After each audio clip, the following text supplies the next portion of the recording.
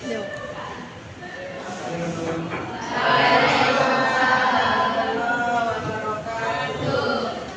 Masih sama Bapak ya?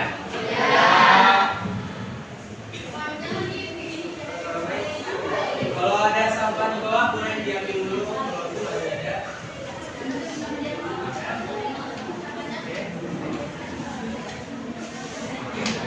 Udah?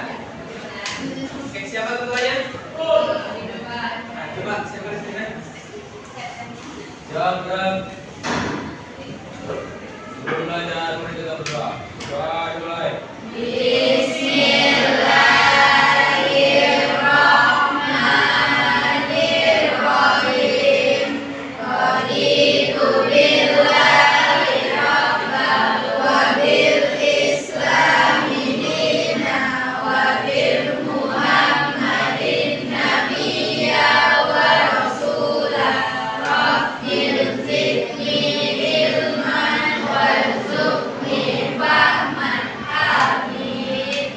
Bagi salam. Assalamualaikum warahmatullahi wabarakatuh.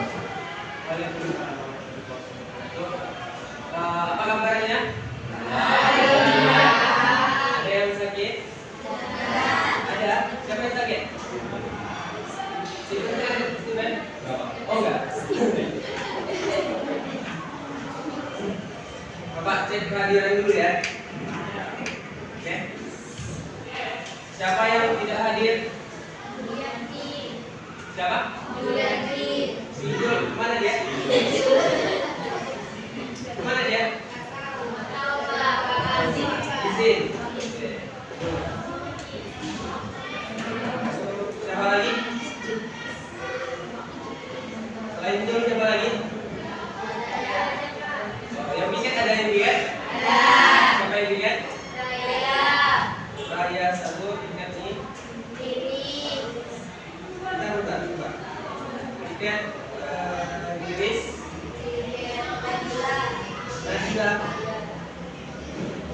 Najila Mukti satu.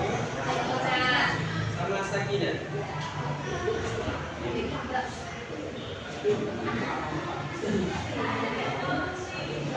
Oke, baik anak-anak semua. Ada yang ingat materi kita kemarin apa? Ada. Coba apa? Coba.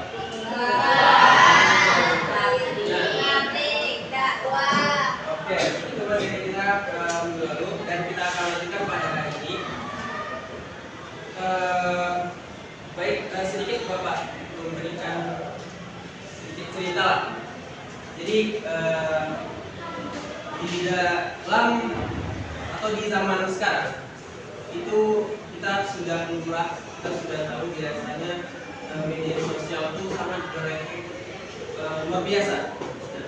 Informasi sedikit saja kita sampaikan itu bisa menjadi sebuah kebesaran yang akan disebar nantinya. Nah, dalam bersosial media kita harus bijak.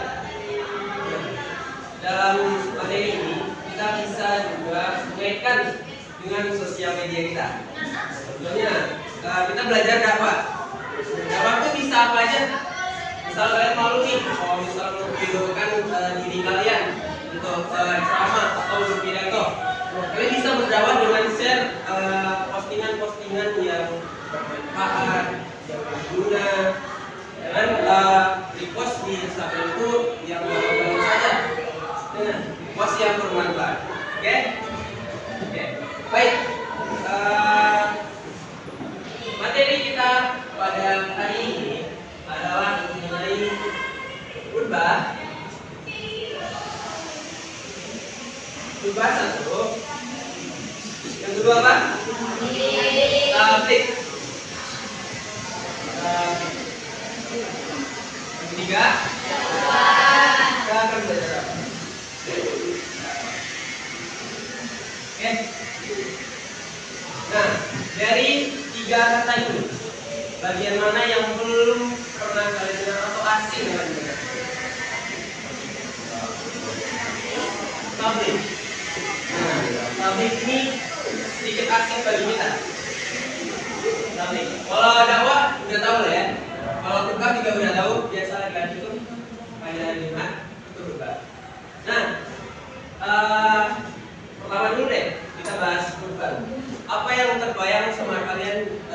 apabila kita mendengar kata-kata khutbah?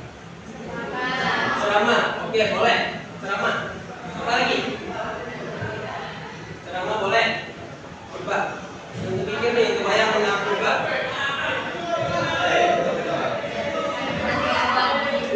Apa jadi? Ceramah dari oh iya di Jumat. Ceramah dari Jumat. Dari Jumat. Nah, biasanya khutbah ini dilakukan yang minggunya itu di hari Jumat seperti yang disampaikan tadi hari Jumat. Nah, kalau kita telaah lagi, kalau kita pikir-pikir lagi, tiga poin ini tentang khutbah, tentang tabligh, tentang dakwah, ini sebenarnya hampir sama, tapi ada perbedaannya. Nah, ini kita akan belajar pengertiannya dulu nih, satu-satu. Nanti baru kita tahu apa perbedaannya. Nah, coba di kelompok khutbah, cari apa pengertian atau apa yang kalian pahami tentang khutbah. Dan yang lain juga boleh dipahami dulu. Nanti Bapak akan nanya masing-masing materi kalian.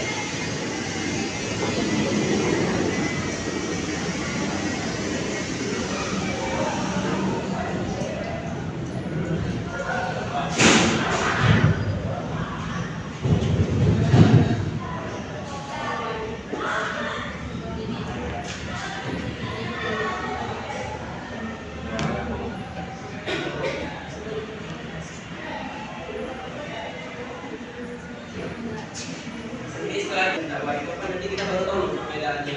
Dia tipis perbedaan. Tipis. Oke. Nah, coba di khutbah deh. Apa yang kalian pahami tentang khutbah? Apa yang kalian pahami tentang khutbah? Boleh berdiri dan sebutkan namanya. Oke. Jadi silakan.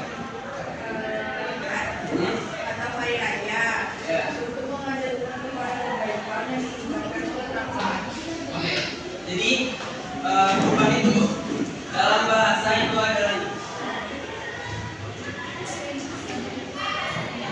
Khutbah yang punya nama? Yang kamu sebut tadi apa? Yang paling besar yang apa ya? Yang nasihat agama. Nasihat atau pesan agama. Oke, nah ini mengenai pengertiannya berasal dari bahasa khutbah pembicaraan dan setelah itu nyampein nasihat atau pesan agama. Nah biasanya khutbah ini dilakukan di hari Jumat pada minggu biasanya. Jadi ada pembagiannya tuh. Kalau khutbah itu dia ada 3 pembagiannya. Ada yang tahu? 1. Khutbah apa biasanya? Khutbah hari Jumat. Nah, hari raya juga. Ya, ada satu lagi nih.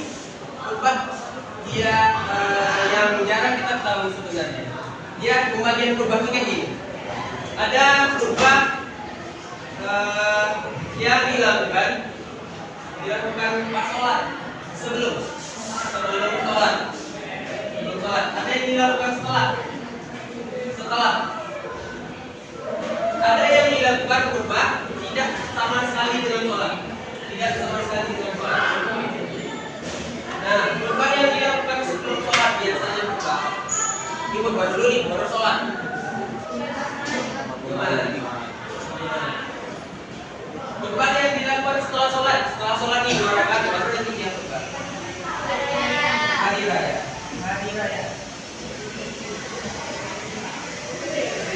Nah, khutbah yang tidak sama sekali yang cerita khutbah nikah.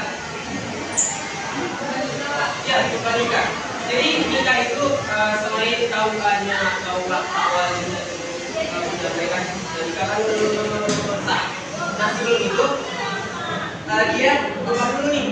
Khutbah tentang perjanjian nikah, tentang apa aja tuh peraturan-peraturan dalam pernikahan. Nah, itu biasa dilakukan oleh Pak Walinya atau Pak Ulanya. Itu khutbah yang tidak sama sekali terikat dengan nikah. Oke?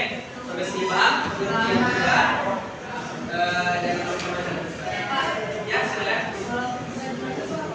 Apa? Khutbah jenazah itu sama tuh. Dia khutbah yang tidak terikat dengan sholat. Tapi biasanya kita khutbah jenazah itu tidak dipakai. Biasa kita pakai itu khutbah nikah. Kalau misalnya tidak terikat dengan sholat. Baik, ada pertanyaan mengenai khutbah? Ah, silakan. Kenapa khutbah Jumat ada khutbah saya? Oke, baik. Pertanyaannya bagus nih. Kenapa khutbah Jumat itu hanya dilakukan oleh laki-laki saja? Kenapa tidak perempuan? Ada yang tahu alasannya? Ada yang kayak gini. Karena perempuan itu banyak berceramah nih, Pak. Benar nggak? Oh enggak.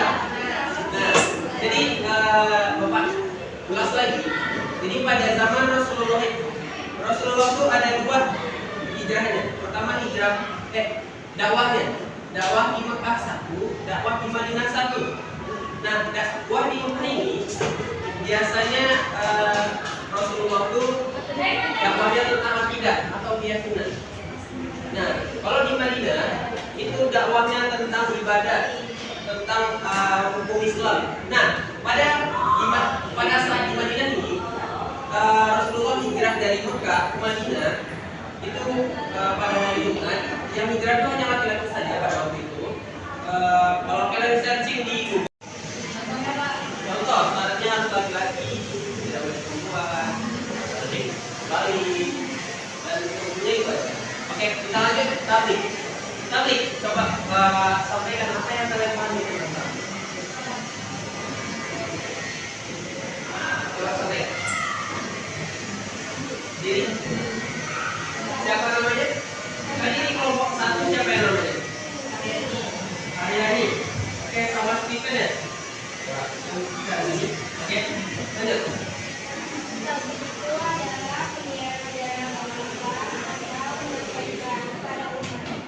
Tablik berasal dari balago.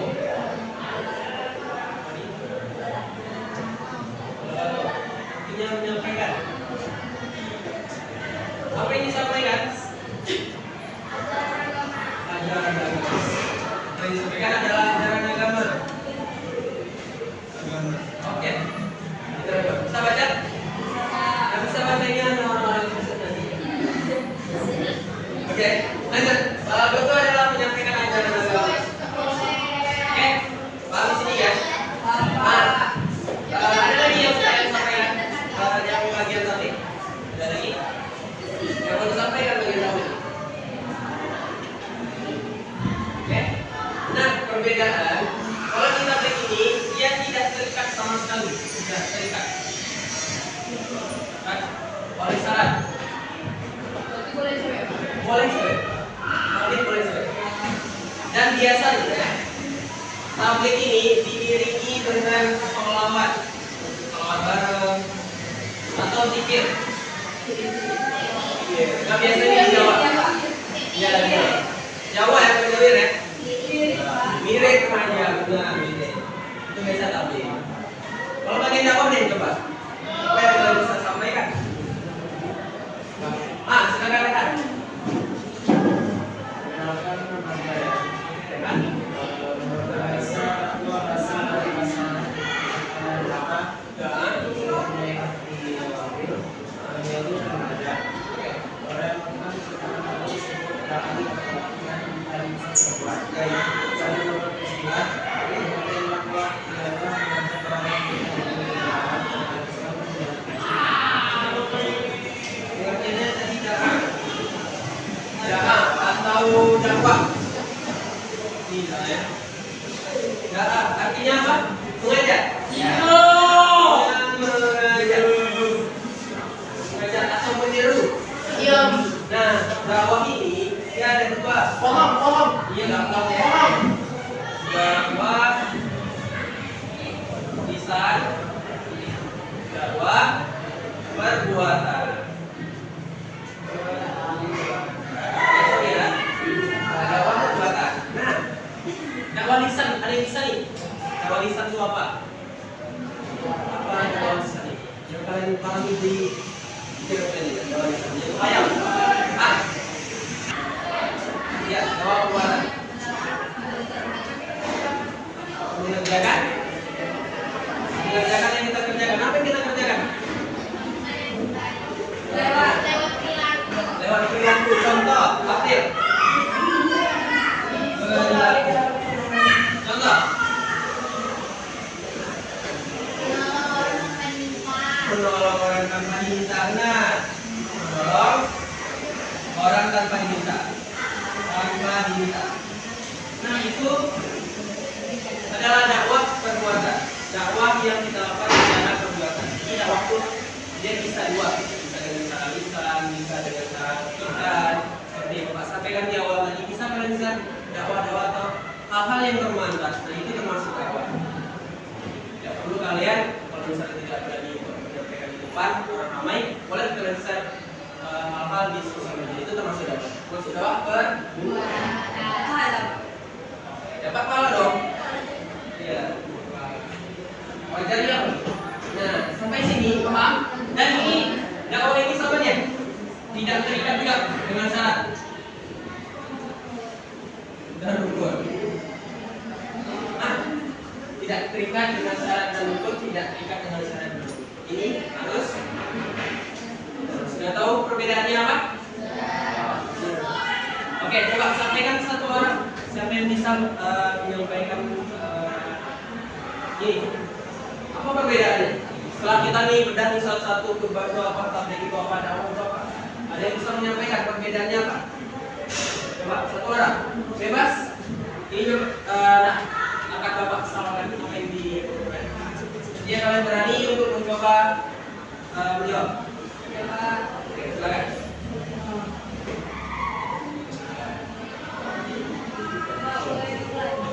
Boleh diulangi? Boleh. Apa yang mau diulangi? Coba Bapak bilang tadi perbedaannya. Perbedaan khutbah, taklim, dan dakwah secara umum. Yang kalian pahami setelah kita beda di satu. Ada tiga ini. Ini. Ya. Bebas. Pak, saya mau nyampein satu aja boleh?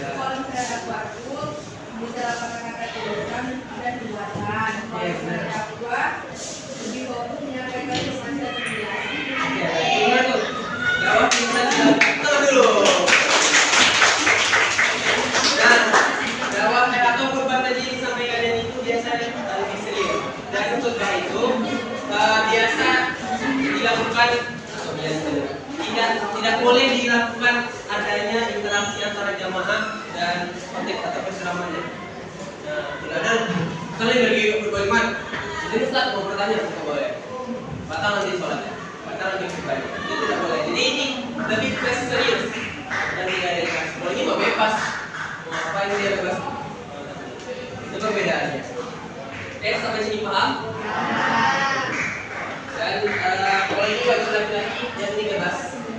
Jadi perempuan atau di manusia. Dan beragam. Oke, dan sekarang Bapak akan bagi form penilaian.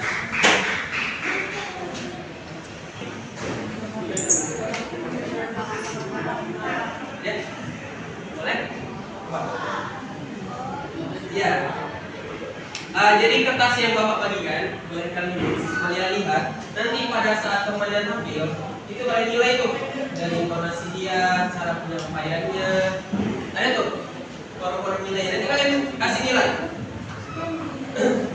Nanti satu orang tampil dakwah Kalau yang perempuan 1 orang dapat. Kalau laki-laki 1 orang ya dapat.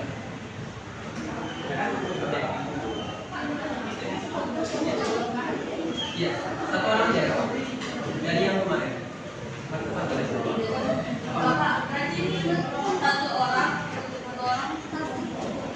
Satu kelompok itu 1 orang yang maju. Nanti saat dia maju. Apa? Ya. Enggak 1 orang. Misal nih, ini dakwah 1 orang perwakilan. Ini dakwah perwakilan 1 orang. Ini khutbah 1 orang. Ah, boleh. Tapi khutbah harus yang laki-laki.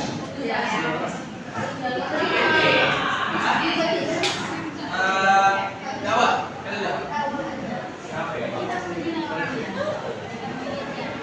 Yang ini dakwah ya.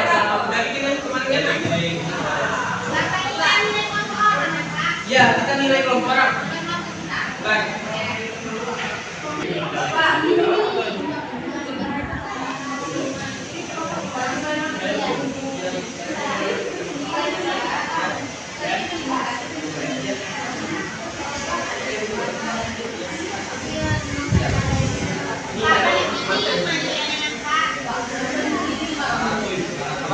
5 materi dulu. Boleh? Harus ada buku 5-nya.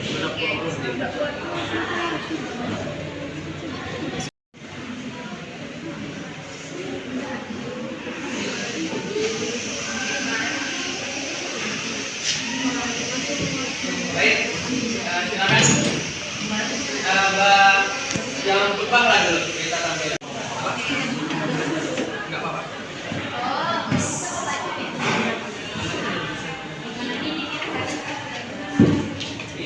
Boleh. Forum nilai yang Bapak kasih itu kalian nilai. Poinnya 5 1 poin. Menurut kalian Assalamualaikum warahmatullahi wabarakatuh. Waalaikumsalam warahmatullahi wabarakatuh. Alhamdulillahirabbil alamin. Wassalatu wassalamu ala asyrofil anbiya'i wal mursalin wa ala alihi wa ashabihi rasulillahi ajmain. Amma ba'd. Segala puji bagi Allah Tuhan semesta alam. Kita panjatkan selawat dan salam kepada junjungan kita yaitu Nabi Muhammad SAW beserta keluarga, sahabat dan seluruh umatnya yang istiqomah di jalan Islam sampai akhir zaman. Jamaah yang dirahmati Allah, marilah kita tingkatkan ketakwaan kita kepada Allah dengan menjalankan semua perintahnya dan menjauhi larangannya, karena dengan takwa hidup kita akan mendapatkan keberkahan di dunia dan akhirat. Para jamaah yang berbahagia, bahwasanya kita tahu bahwa ialah salat adalah tiang agama. Rasulullah SAW bersabda, salat adalah tiang agama. Barang siapa menegakkannya, maka ia telah menegakkan agama. Dan barang siapa meninggalkannya, maka ia telah menegakkan agama. Hadis riwayat Bukhari. Artinya tanpa sholat bangunan agama kita akan menjatuh. Sholat bukan hanya kewajiban, tetapi juga pengingat agar kita tidak terjerumus dalam dosa dan kemungkaran. Allah Subhanahu wa taala berfirman, A'udzubillahi minasyaitonirrajim. Bismillahirrahmanirrahim. Utlu ma uhiya ilaika minal kitabi wa aqimus shalah. Innas sholata tanha 'anil fahsya'i wal munkar. Wa la zikrullahi akbar. Wallahu akbar. Wallahu ya'lamu ma tasnaun. Subhanallahul azim. Yang artinya, bacalah Nabi Muhammad kitab Al-Quran yang telah diwahyukan kepadamu dan tegakkanlah sholat. Sesungguhnya sholat itu mencegah perbuatan keji dan mungkar. Sungguh, mengingat Allah, sholat itu lebih besar keutamaannya daripada ibadah yang lain. Allah mengetahui apa yang kamu kerjakan. Dari ayat ini kita belajar bahwa sholat bukan hanya tenaga jasmani, tetapi juga ibadah hati dan pikiran. Bila sholat kita benar, maka perilaku kita juga akan benar. Jamaah rahimakumullah, kadang kita terlalu sibuk sibuk dengan urusan dunia, pekerjaan, sekolah, bisnis. Namun jangan sampai kesibukan itu membuat kita lupa kepada Allah Subhanahu wa taala. Salat lima waktu adalah waktu istirahat rohani bagi agama kita, bagi kita tempat menenangkan hati dan ingat kembali kepada tujuan hidup yang sebenar-benarnya. Jamaah yang dimuliakan Allah, marilah kita renungkan jika salat adalah amal utama yang bisa di hari kiamat, maka betapa pentingnya memperbaiki mulai dari sekarang. Semoga Allah memberikan kita kekuatan untuk menjaga salat, memperbaikinya, dan menjadikan salat sebagai sumber pertengahan hidup. Assalamualaikum warahmatullahi wabarakatuh. Oke, sudah dimulai kan? Silakan Mas. Belajar. Mas. Oke. Assalamualaikum warahmatullahi wabarakatuh. Waalaikumsalam warahmatullahi wabarakatuh. Alhamdulillah, alhamdulillahirrahmanirrahim. Wassalatu wassalamu ala asyrofil anbiya'i wal mursalin, sayyidina Muhammad wa ala alihi wa sahbihi ajma'in. Amma ba'du. Hadirin yang dirahmati Allah, pada kesempatan kali ini, marilah kita renungkan sebuah pepatah yang sangat dikenal, yaitu harimau. Artinya, ucapan yang keluar dari mulut kita bisa menjadi kebiasaan, tetapi juga dibawa Sallallahu Alaihi Wasallam bersabda dalam hadis riwayat Tirmizi, barang siapa yang beriman kepada Allah dan hari akhir, maka hendaklah ia berkata yang baik atau tidak. Hadis ini mengajarkan kepada kita untuk berhati-hati dalam berbicara, sebab dari mulut bisa keluar kata-kata yang menyakiti hati orang lain, fitnah, kebohongan, dan gibahan. Semua itu bisa menjerumuskan kita ke dalam dosa berat. Namun sebaliknya, dari mulut juga bisa keluar kata-kata yang membantu dan membawa kebaikan, seperti nasihat, doa, zikir, dan ucapan yang menyejukkan hati. Itulah sebabnya kita harus pandai menjaga lisan agar tidak menjadi harimau yang menyebabkan hidup kita sendiri. Hadirin yang berbahagia, hanya itu yang bisa saya sampaikan. Semoga apa yang saya sampaikan bisa bermanfaat bagi kita semua. Assalamualaikum warahmatullahi wabarakatuh.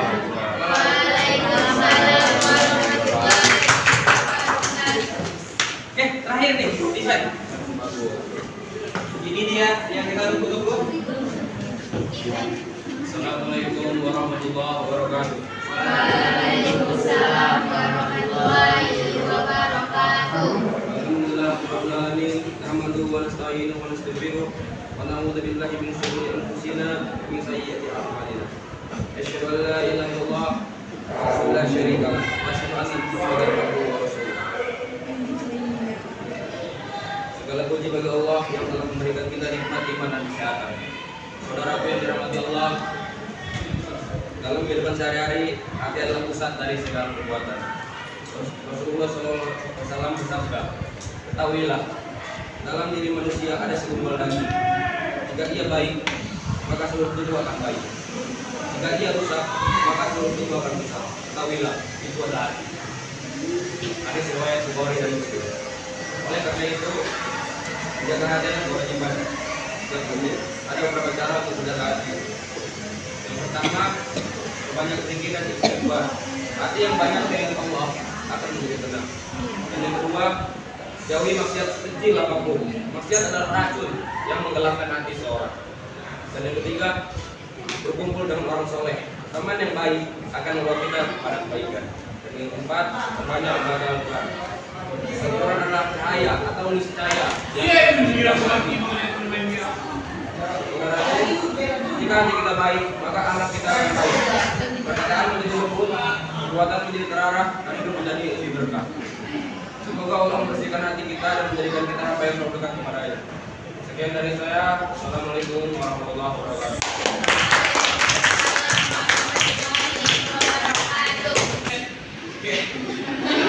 Oke, nah sekarang Bapak minta itu perwakilannya dikumpulkan ke depan.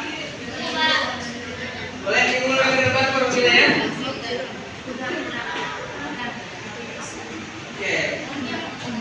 Boleh dikumpulkan dulu ya. Seperti ini ya.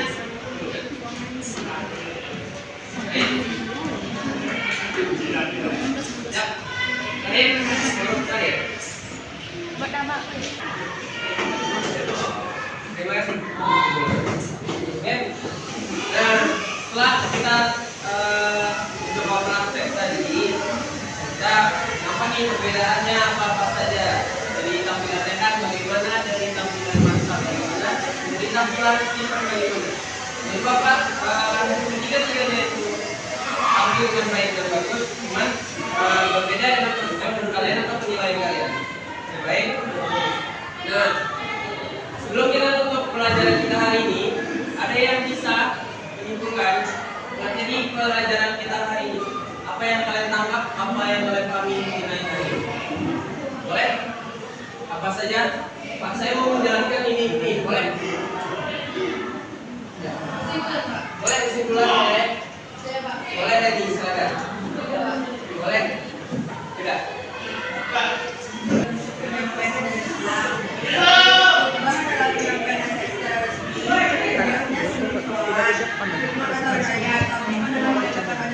Apa adanya dengan jelas agar orang paham. Dakwah adalah ajakan untuk berbaik, bisa lewat ucapan maupun perbuatan. Ketiganya bertujuan mengajak manusia untuk kebaikan ketakwaan kepada Allah. Oke, baik. Bukan dulu. Luar biasa. Ada yang lain? Politik itu dalam menyampaikan pesan agama, membangun hubungan dengan masyarakat dan meningkatkan kesadaran dan keimanan akan ajaran agama Islam.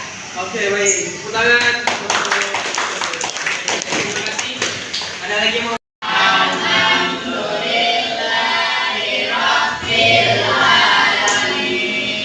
Baik, sampai jumpa minggu depan. See you next time. Wassalamualaikum warahmatullahi wabarakatuh.